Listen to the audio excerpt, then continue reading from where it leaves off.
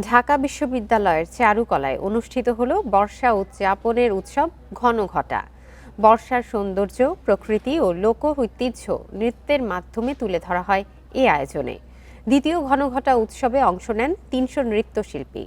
সকাল ১১টায় চারুকলার বকুলতলায় শুরু হয় এই উৎসব।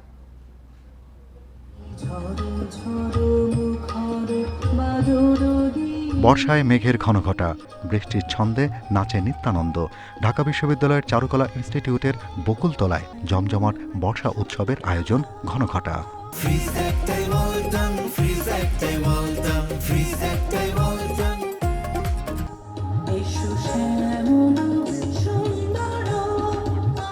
দোসরা শ্রাবণে সকাল থেকেই নানা বয়সী বর্ষা প্রেমীদের ভিড়। সবার জন্য উন্মুক্ত এই উৎসবে ছাতা আনা বারণ। লোক সমাগমে কানায় কানায় পূর্ণ বকুলতলা। সুরের মূর্ছনায়, নৃত্যের ছন্দে শুরু হয় বর্ষা বন্দনা। বৃষ্টি পড়ে টাপুর টুপুর নদে লোবান। কে কোন ধর্ম থেকে এসেছে, কার বাড়ি, দেশের বাড়ি কোথায়, এই টাইপের কোনো কিছু আসলে মানে রাখে না। নাচটাই আসলে আমাদেরকে একত্রিত করে রেখেছে। আকাশে যেমন মেঘ জমে, আমাদের মন তখন মনে মেঘ জমে থাকে। এরপর যখন বৃষ্টি শুরু হয়, তার সাথে সাথে আমাদের নাচ শুরু হয়। আমাদের মনের সব দুঃখ কষ্ট সবকিছু একসাথে বৃষ্টির সাথে ধুয়ে যায়। বর্ষার যে সৌন্দর্য আছে, শহরে বসে যে বর্ষার সৌন্দর্য উপভোগ করা যায়, সেটাকে তুলে ধরতে কিছুটা হলেও সক্ষম বলে আমি মনে করি। ৩০০ নৃত্যশিল্পী অংশ নেন এবারের ঘনঘটা আয়োজনে। ৩ বছর থেকে ৭০ বছর বয়সী এই শিল্পীদের কেউই পেশাদার নন। নতুন প্রজন্মের কাছে বৃষ্টির সঙ্গে কৃষির সম্পর্ক তুলে ধরা হয় এবারের আয়োজনে।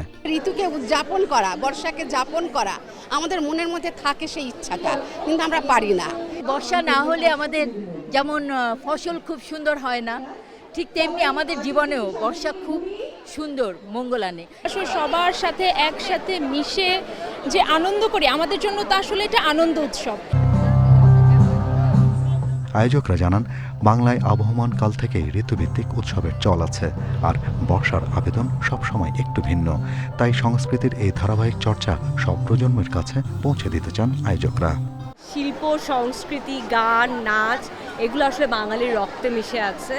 আমরা যতই চেষ্টা করি না কেন, এই মনটাকে আমরা বদলাতে পারবো না।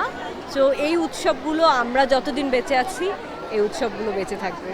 বর্ষা উৎসবে বন্যার্তদের সহায়তায় অর্থ সংগ্রহ করা হয়। মানবতার টানে দর্শনার্থীরা সেখানে সাধ্যমতো অংশ নেন। Shahriar Anirban, independent news, Dhaka.